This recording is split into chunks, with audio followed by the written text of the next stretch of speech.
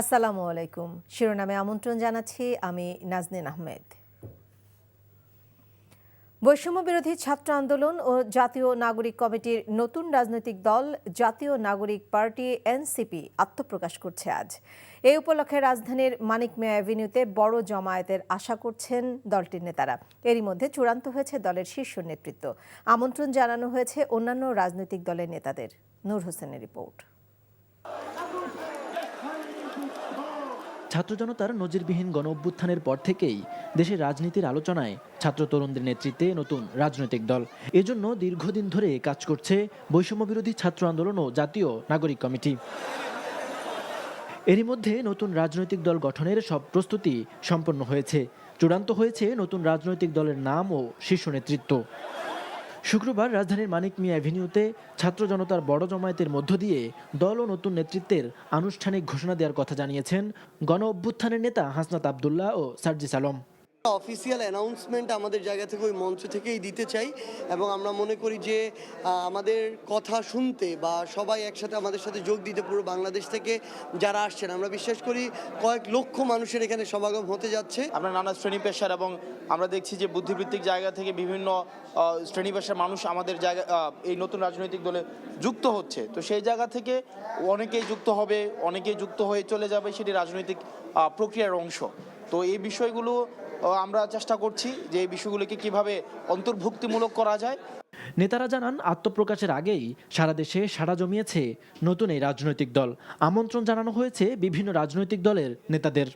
সারা বাংলাদেশ থেকে আমরা অভূতপূর্ব সাড়া পাচ্ছি এবং সবাই আসতে যাচ্ছে, সবাই জানতে যাচ্ছে, আগ্রহ সৃষ্টি হয়েছে। কারণ আমরা দেখেছি যে এই দল নিয়ে সবার মধ্যে একটা আগ্রহ রয়েছে। এই যে একটা অভূতপূর্ব সারা পুরো বাংলাদেশ থেকে আমরা তাদের এই প্রত্যাশার যে পারদ সেটাকে সবসময় বজায় রেখে সততা, ন্যায়, দেশপ্রেম এগুলোকে সামনে রেখে দেশ এবং দেশের মানুষের প্রায়োরিটি সবার আগে রেখে আমরা কাজ করে যাব। দেশবাসীর সহযোগিতায় নতুন বাংলাদেশ নির্মাণে নতুন এই রাজনৈতিক দল নেতৃত্ব দেবে বলেও প্রত্যাশা করেন এই দুই নেতা। নূর হোসেন, এনটিভি নিউজ, ঢাকা। মানিক মিয়া অ্যাভিনিউয়ে জাতীয় নাগরিক পার্টি এনসিপির আত্মপ্রকাশ উপলক্ষে আয়োজিত সমাবেশ ঘিরে চলছে প্রস্তুতি। বিকেল ৩টায় আনুষ্ঠানিকভাবে আত্মপ্রকাশ করবে নতুন রাজনৈতিক বন্দোবস্তের প্রতিশ্রুতি নিয়ে আসা রাজনৈতিক দলটি। অভিষেক অনুষ্ঠান ঘিরে গতকাল বিকাল থেকেই মানিক মিয়া অ্যাভিনিউতে চলছে প্রস্তুতির কাজ। বিধি মেনে সড়কের একটি লেনের যান চলাচল বন্ধ করে স্থাপন করা হয়েছে মঞ্চ। এ সময় চলাচলের জন্য বিকল্প সড়ক ব্যবহারের অনুরোধ জানানো হয়েছে দলটির পক্ষ থেকে। নিশ্চিত নিরাপত্তা ব্যবস্থা নিশ্চিত করতে আইনশৃঙ্খলা রক্ষাকারী বাহিনীর পাশাপাশি কাজ করবেন দলটির বিপুল সংখ্যক স্বেচ্ছাসেবী। এছাড়া জরুরি স্বাস্থ্যসেবা সুবিধা, ভ্রাম্যমাণ টয়লেট ব্যবস্থা, সুপেয় পানি এবং পুলিশ বক্স স্থাপনের কাজও শেষের দিকে। রাজধানীর মানিক মিয়া অ্যাভিনিউয়ে জাতীয় নাগরিক পার্টি এনসিপির সমাবেশের প্রস্তুতির খবর জানাতে সেখান থেকে সরাসরি সংযুক্ত হচ্ছেন সহকর্মী কাইকোবাদ মাহমুদ। কাইকোবাদ, সমাবেশ স্থলের প্রস্তুতি কেমন দেখছেন, আর সবশেষ খবর, সবকিছু মিলিয়ে সবশেষ খবর বলেন আমাদেরকে।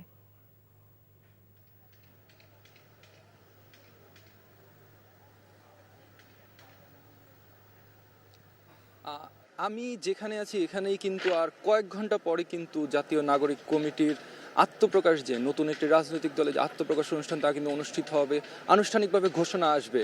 আর ইতিমধ্যে এখানে কিন্তু আমরা দেখতে পাচ্ছি যে মঞ্চের কাজ প্রায় শেষ হয়ে আসছে। একই সাথে শেষ মুহূর্তে যে প্রস্তুতি, শেষের যে কাজগুলো, একই সাথে আনুষঙ্গিক যে কাজগুলো আশেপাশের, তা কিন্তু চলছে, যার মধ্যে রয়েছে সাউন্ড সিস্টেম স্থাপন, এছাড়া আসন বিন্যাস অর্থাৎ বসার জন্য জায়গা, তাও কিন্তু বসানো চলছে। পেছনে কিন্তু এখনও কিন্তু বাকি কাজ, তবে তারা যেটি বলছে যে আর 2-1 ঘন্টার মধ্যে এই জিনিসগুলো আসলে সম্পন্ন হয়ে যাবে একই সাথে। আর আমরা কিন্তু দেখতে পাচ্ছি যে গতকাল যে কাজ শুরু হয়েছে তার কিন্তু বিরাম নেই। সকাল থেকে আমরা দেখতে পাচ্ছি ভলান্টিয়ারদের কাজ কিন্তু চলছে। তারা কিন্তু সর্বতোভাবে চেষ্টা করছে যে আজকের অনুষ্ঠানটি, যে নতুন রাজনৈতিক দলের আত্মপ্রকাশ অনুষ্ঠান, তা যাতে নির্বিঘ্নে করা যায়, যতটুকু নির্বিঘ্নে করা যায় তা কিন্তু তারা চেষ্টা চালিয়ে যাচ্ছে। আর যতটুকু আমরা এখানে এখন পর্যন্ত জানতে পেরেছি, নতুন দলের কিন্তু আহ্বায়ক হচ্ছেন নাহিদ ইসলাম, এছাড়া সদস্য সচিব পদে আছেন কিন্তু আখতার হোসেন। আর দুটি পদ যদি আমি বলি, মুখ্য সংগঠক উত্তরের কিন্তু আছেন সার্জিস আলম এবং দক্ষিণের আছেন হাসনাত আবদুল্লাহ। এছাড়া নাসিরউদ্দিন পাটোয়ারি, হান্নান মাসুদ, তারাও কিন্তু এই কমিটিতে আছেন। আর আরেকটি বিষয় আমি যদি বলি, এখানে কিন্তু নেতাকর্মী যারা উপস্থিত আছেন ভলান্টিয়ার, অর্থাৎ এছাড়া কিন্তু জুলাইয়ের কিছু কর্মী যারা আন্দোলনে অংশ নিয়েছেন তারাও কিন্তু আছেন। তারা সবাই কিন্তু আসলে এই দলটি নিয়ে অনেক বেশি উৎসাহিত, অনেক বেশি উচ্ছ্বাসিত।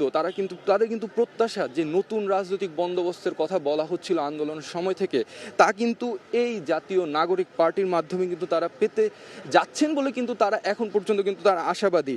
এছাড়া আমি যদি একটু পিছনের কথা বলি, তাহলে যদি বলতে হয় আগস্ট মাসে আন্দোলন শুরুর পর থেকেই কিন্তু, অর্থাৎ আওয়ামী লীগের সরকারের পতনের পর থেকে কিন্তু একটি গুঞ্জন ছিল যে একটি নতুন রাজনৈতিক দলের, আর ডিসেম্বরের মধ্যে কিন্তু সেটি জানা যায় যে খুব শীঘ্রই আসতে যাচ্ছে, এবং ফেব্রুয়ারিতে কিন্তু তারা আনুষ্ঠানিকভাবে ঘোষণা দেয় যে একটি রাজনৈতিক দল আসতে যাচ্ছে। আর তা কিন্তু আজ, অর্থাৎ 28 ফেব্রুয়ারি বিকেল 3টায় তাদের কিন্তু আনুষ্ঠানিকভাবে যাত্রা শুরু করার কথা রয়েছে এখন পর্যন্ত। তো এই ছিল এখান থেকে আমার কাছে সর্বশেষ। জানছিলাম মানিক মিয়া অ্যাভিনিউয়ে এনসিপির সমাবেশের প্রস্তুতির খবর। পাবনায় পুলিশের কাছ থেকে ছিনিয়ে নেওয়া ফরিদপুর উপজেলা আওয়ামী লীগের স্বাস্থ্য ও জনসংখ্যা বিষয়ক সম্পাদক আব্দুল জলিলকে গ্রেফতার করেছে ডিবি পুলিশ। গতরাতে নিজ কার্যালয়ে ব্রিফিংয়ে পুলিশ সুপার মর্তুজা আলী খান জানান, গত 21 ফেব্রুয়ারি বিস্ফোরক মামলায় ফরিদপুর উপজেলা বেলবাউলিয়া গ্রাম আব্দুল জলিলকে ডিবি পুলিশ তাকে আটক করে। এ সময় তার সমর্থকরা দেশীয় অস্ত্র নিয়ে পুলিশের উপর হামলা চালিয়ে তাকে ছিনিয়ে নেয়। এতে 5 পুলিশ সদস্য আহত হয়। পরে জেলা ডিবি পুলিশ, ফরিদপুর থানা পুলিশ এবং সেনাবাহিনীর যৌথ অভিযান চালিয়ে পাবনা সদর থানার আলিয়া মাদ্রাসা মোড় থেকে আব্দুল জলিলকে গ্রেফতার করা হয়। শিরোনাম এটুকুই। এই খবরের ভিডিও সহ আপডেট জানতে ভিজিট করুন এনটিভি অনলাইন www.ntvbd.com। এছাড়াও এনটিভি জনপ্রিয় সব অনুষ্ঠান ও খবরের আপডেট জানতে ভিজিট করুন আমাদের ইউটিউব ও ভেরিফাইড ফেসবুক পেজ। 12টায় মধ্যাহ্নের খবর দেখার আমন্ত্রণ রইল। সবাইকে ধন্যবাদ।